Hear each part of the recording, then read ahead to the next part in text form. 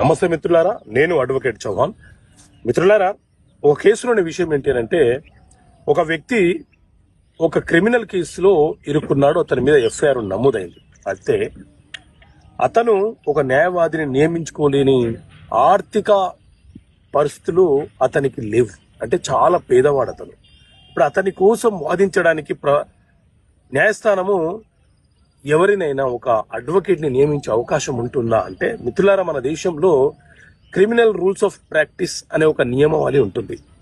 ఈ criminal rules of practice అనే నియమావళి ఏం చెప్తుంది అంటే, న్యాయస్థానము ఏ రకంగా పనిచేయాలి, ఎప్పుడు పనిచేయాలి, టైమింగ్స్ ఏంటి, ఎలా సమన్లు పంపించాలి, ఇలా రకరకాల నియమ నిబంధనలకు సంబంధించిన అంశాల గురించి వివరణ ఇస్తుంది. అయితే ఇందులోని రూల్ 36 ప్రకారంగా ఎవరైనా ఒక వ్యక్తి, నేర ఆరోపణ చేయబడినటువంటి వ్యక్తి న్యాయవాదిని నియమించుకోలేని పేదరికంలో ఉన్నప్పుడు న్యాయస్థానమే అతనిని అడిగి ఒక న్యాయవాదిని అతని తరపున కేసు వాదించడానికి నియమిస్తుంది. సో ఈ రూల్ 36 ఏం చెప్తుంది అంటే, డిఫెన్స్ ఎట్ స్టేట్ ఎక్స్పెన్సెస్ అని చెప్తుంది. అంటే ప్రభుత్వ ఖర్చులతో నేర ఆరోపణ చేయబడుతున్న వ్యక్తి రక్షించుకోవడానికి ఒక న్యాయవాదిని నియమించడం అని అర్థం. Okay friends, thank you. జై హింద్.